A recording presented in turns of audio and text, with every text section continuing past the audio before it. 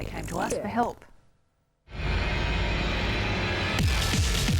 It was supposed to be our dream home and our family home to last us at least the next 10 years.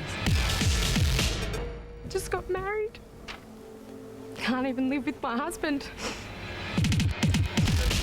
I've been quite upset. The wife she can't even talk about it anymore. Families torn apart, dreams shattered, and homes literally broken. It's a scourge facing thousands of new homeowners. I would like to say that this is not what people invest in, and they have made building our first home the worst experience in the world, and it's been nothing but stressful on myself, my husband and my kids. This is supposed to be a new home, but Sarah Arthur says it's falling down. We've had problems since the day the slab was poured. Sarah claims the cracks started appearing soon after the house was completed in Melbourne's Melton, in this case by METRICON. The back window doesn't shut. There is a really severe crack in the bottom right-hand side of it. There's another one forming up the top left. We've got the cornices in the dining room and on the edge of the rumpus room that are starting to fall off. There is a major crack, which was the first one to appear on the inside of the rumpus room. I've been a builder for 40 years and I don't know how to fix this home. Independent building expert Branko Mladicek uses a laser level to show the shocking tilt on the floor. There's a 20mm difference. Now, would that angle account for some of this severe cracking? It does. It means the house is lifted in this corner. Part of the problem is this, it's called reactive soil, and when it rains it absorbs that water and expands. It leads to something called slab lift. If you have a house without the correct preparation or correct drainage, the whole house lifts up, and that can lead to devastating cracks and damage. Damage occurs when the water is absorbed into the foundation material and the concrete slab heaves upwards.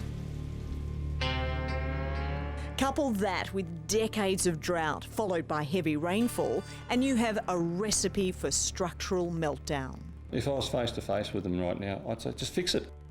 Brian Simpson moved into his Point Cook home 5 years ago and it's given him nothing but heartache. It's affected my health and it should have been, I think, an easy run, but it hasn't. He signed a contract with Hermitage Homes, but an independent building assessor claims he too is a victim of slab heave.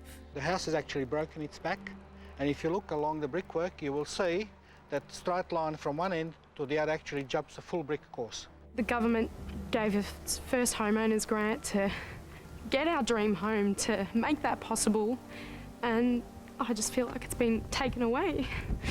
So much for living the great Australian dream. Christine Sosnowski can only watch her Truganina home from the outside. It's a hard enough fight now, as it is, and not having anywhere to live, apart from us living with our parents and but separately. Christine claims there's a 35mm lift on one corner of the house and hairline cracks started appearing soon after her home was built by Porter Davis. She refused to pay for completion of what she calls a damaged home and won't get the keys until she does. It's a systemic problem. Who's to blame? Is it the builders? Is it the engineers? Is it the building surveyors? Or is it the building commission? Christine's dad, Dr. Raymond Dixon, is a structural engineer. Should we be building on reactive soil at all? My preference would be not. The problem is many of these houses have been built according to existing standards, but given shifting weather patterns and booming new suburbs, some argue they need a serious overhaul. Robert Aricchio from law firm Slater & Gordon is considering launching a class action suit against home builders. He has more than 50 angry homeowners whose houses have been affected. It's the family home, the castle. You can't even begin to describe the emotion and not be touched by it. So what are the builders doing about it? In Christine's case, Porter Davis refused to comment. Hermitage Homes declined an on-camera interview, instead sending us a statement saying they'd not received any correspondence from the Simpsons since February 2011. Should there be an issue, the Simpsons should feel free to contact them so they can investigate thoroughly.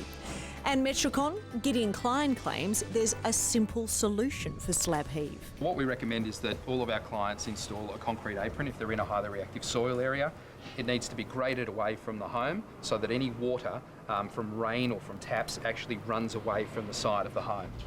Why on earth is this an optional extra? This should be a mandatory part of building, surely. Look, it's a recommendation we make to all of our customers.